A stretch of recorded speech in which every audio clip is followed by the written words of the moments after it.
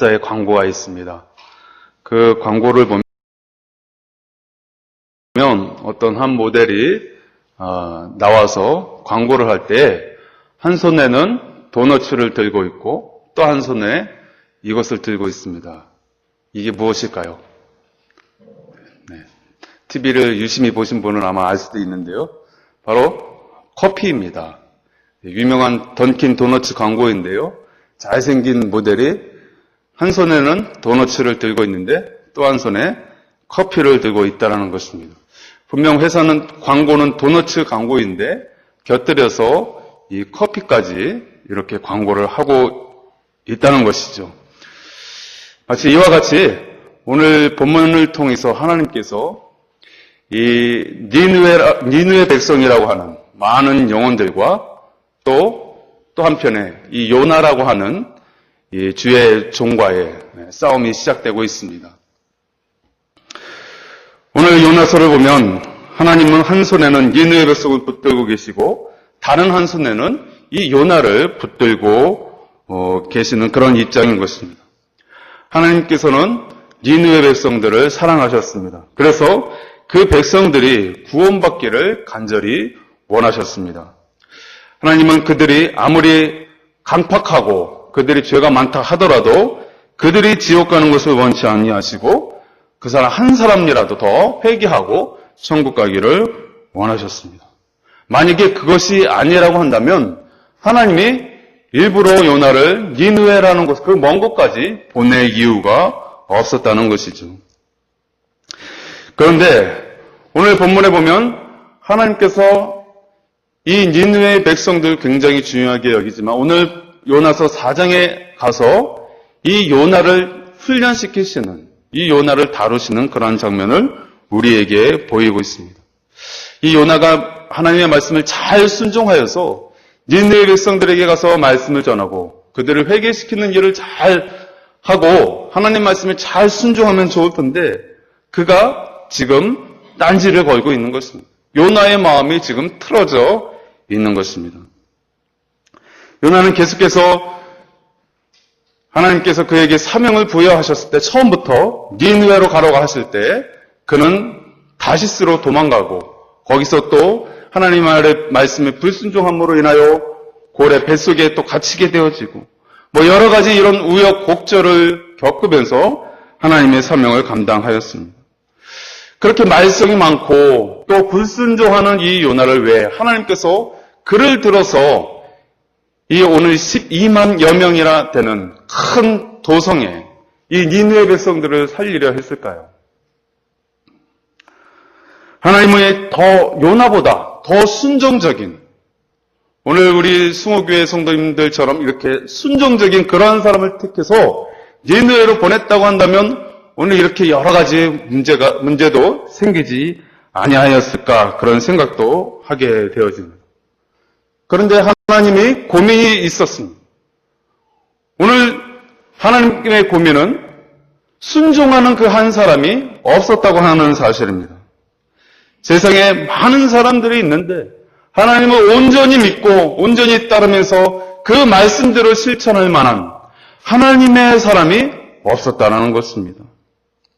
그래서 하나님은 좋든 싫든 이 요나를 들어서 하나님의 이 구원 계획을 실행하였던 것입니다. 오늘 또한 이 요나가 니느웨 사람들을 미워하는 것을 통해서 하나님이 그의 마음을 돌이키는 그러한 작업을 또 하는 그런 면도 있는 것입니다. 그렇기 때문에 하나님은 한 손에는 니느웨를 구원하라는 그러한 사명과 함께 또 한 손으로는 바로 이 요나의 마음을 돌이키는 그러한 작업을 하고 있는 것입니다. 그런데 이러한 모습들이 여지없이 우리에게도 적용이 되더라는 것입니다. 다시 말하면 하나님이 우리의 삶을 통해서 우리가 속해 있는 가정과 또 우리의 일터와 또 이 나라와 또 열방의 여러 가지 많은 일들을 그렇게 행해 나가고 계십니다. 동시에 하나님은 또 다른 일을 하시는데 바로 우리 안에서 하나님이 행하시는 일인 것입니다.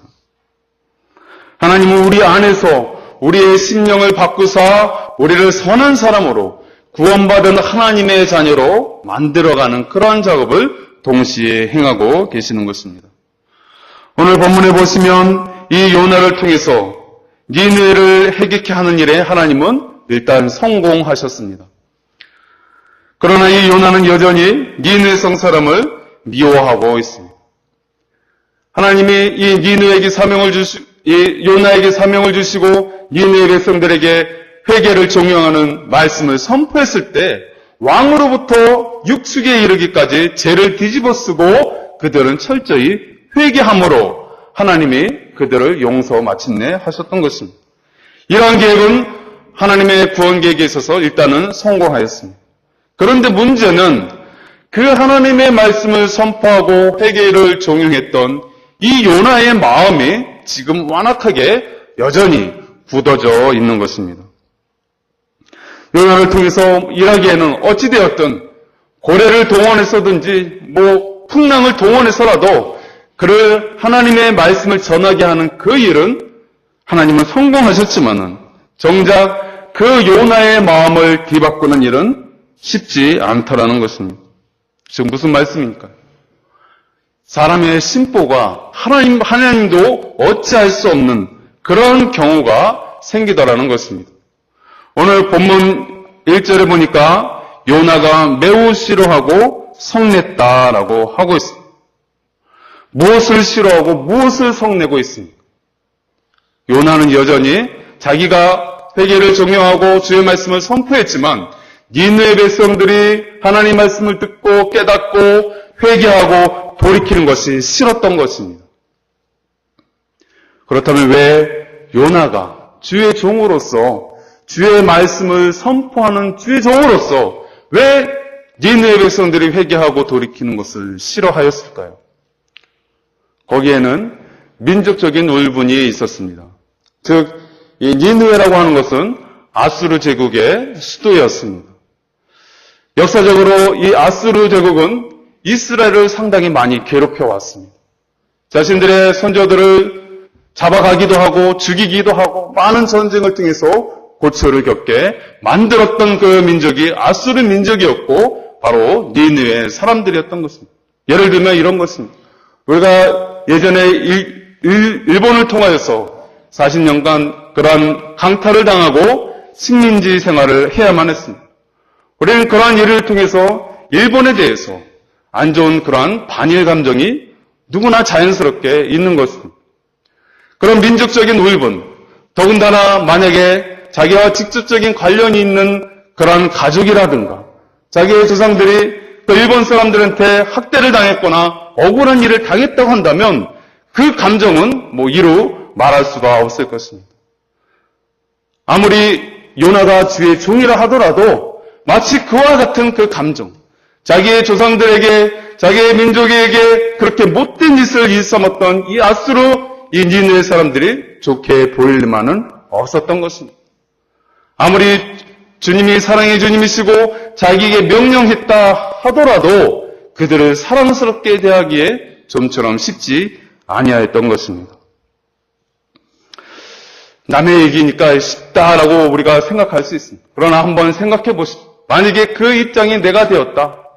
예를 들어서 정말 천천지 원수 같은 사람, 우리 가족을 해코지하고 정말 많은 손해를 입힌 그 사람에게 가서 하나님 너 그 사람에게 가서 복음을 전해라. 주의 말씀을 들려주어서 회개케 하라. 만약에 그런 상황이 나에게 닥친다면 쉽지 않다는 것입니다. 말씀을 전하려면 회개를 정확히 하려면 그 사람이 하나님의 자녀로 거듭나게 하려면 사랑하는 마음이 있어야 하는 것입니다. 그에게 다가갈 수 있는 그런 좋은 감정이 있어야 하는 것입니다. 그러나 그 감정이 어떻게 쉽게 생기겠냐는 말입니다. 우리 이와 같이 하나님이 하시는 일을 때로는 이해가 안 될 수 있고 좀 그것이 거슬릴 때가 많이 있습니다. 우리가 하나님이 하시는 일은 뭐든지 옳습니다. 다 내 마음에 합당합니다. 라고 쉽게 이야기할 수 있을 것 같지만 막상 그것이 내 일이 되어진다면 그것이 하나님의 일이 다 내 마음에 맞습니다라고 결코 이야기할 수 없을 것입니다. 그렇습니다. 하나님의 생각은 때로 우리 생각과 다른 것입니다. 하나님의 마음은 우리의 마음과 때론 다를 수가 있음을 우리는 인정해야만 합니다. 그렇기 때문에 하나님인 것입니다. 만약에 하나님의 생각과 하나님의 마음이 우리의 생각과 우리의 마음과 100% 일치한다고 한다면 그분은 하나님이 아닐 것입니다. 왜요? 나는 여전히 죄인의 모습이고 그분은 거룩하신 흠없으신 신이시기 때문에, 그분은 창조주시고 나는 피조물에 불과하기 때문에, 죄인이요 한낱 피조물에 불과한 내 생각과 내 마음이 항상 하나님의 마음과 생각과 100% 일치한다고 한다면 그 하나님은 거룩하지 못한 하나님이요 죄인된 하나님일 수밖에 없다라고 하는 사실입니다. 그렇기에 우리는 하나님의 그 계획과 하나님의 생각에 대해서 내 마음에 맞든지 틀리든지 항상 인정해야만 하는 것입니다. 우리는 항상 주의 말씀을 유념해야 합니다. 우리가 아무리 슬기롭고 아무리 지혜롭다 하더라도 하나님의 미련만 못하다는 사실을 우리는 늘 기억하고 인정해야 할 것입니다. 하나님의 손과 하나님의 계획은 완벽하다는 사실을 내 마음에 맞지 않더라도 내 생각과 틀리다가 하더라도 항상 우리는 그것을 기억해야 하는 것입니다. 그러기에 하나님의 생각과 판단과 행위가 인간과 다르다고 해서 하나님의 신뢰를 우리는 저버릴 수 없는 것입니다. 하나님은 우리가 상상할 수 없는 분이신 것입니다. 우리의 생각으로 그분을 다 파악할 수 없습니다. 우리의 이 작은 머리로 그 우주보다도 광대하신 하나님을 다 알 수 없는 것입니다. 그렇기 때문에 우리는 믿음의 길을 걸어갈 때에 때로 내 생각과 부딪히고 내 마음에 들지 않을 때 우리는 계속해서 말씀을 통해서 주의 성령을 통해서 길을 보여달라고 도와달라고 해야 할 것입니다. 더더군다나 우리 기독교에 있어서 가장 중요한 바로 이 십자가의 원리에 입각해서 우리는 늘 기억해야만 합니다. 우리가 십자가의 원리를 알지 못하면 하나님이 하시는 일을 결코 이해할 수 없는 것입니다. 십자가는 자기를 부인하는 것이고 죽음을 통하여 생명을 얻는 것이 바로 이 십자가의 원리라는 사실입니다. 한 사람이 밀알처럼 땅에 떨어져 죽음으로 많은 열매를 맺는 그 하나님의 섭리를 우리가 알지 못하면, 깨닫지 못하면 하나님이 하시는 그 일을 우리는 알 수도 납득할 수도 동의할 수도 없을 뿐만 아니라 결국 우리는 불신앙의 사람이 될 수밖에 없음을 우리는 늘 인지해야 하는 것입니다. 아마 우리가 신앙의 길을 걷다가도 우리가 여러 가지 직분을 맡은 또 오랫동안 신앙생활을 해왔다 하더라도 때로는 내 마음에 맞지 않아서 내 생각과 틀림으로 인해서 하나님의 그 하시는 일들이 못마땅하게 여겨질 수 있습니다. 그러할지라도 문제는 항상 내게 있지 하나님께 있지 않다라는 사실을 우리 성도님들 기억할 수 있기를 바랍니다. 그렇기 때문에 우리는 무슨 일을 만나든지 믿음으로 대할 필요가 있는 것입니다. 믿음이 무엇일까요? 그것은 다른 것이 아니라 바로 순종입니다. 이 순종이라고 하는 이 말은 이해가 되어지고 깨달아지고 알기 때문에 용납이 되기 때문에 내가 그대로 따르겠습니다. 이것은 결코 순종이 아닌 것입니다. 우리가 이야기하는 순종이라는 것은 항상 믿음에 기초하고 있습니다. 믿음이 무엇입니까? 내가 알든지 깨닫든지 깨닫지 못하든지 항상 주의 말씀대로 그저 묵묵히 걸어가는 것, 순종하는 것, 그것이 믿음이지 않습니까?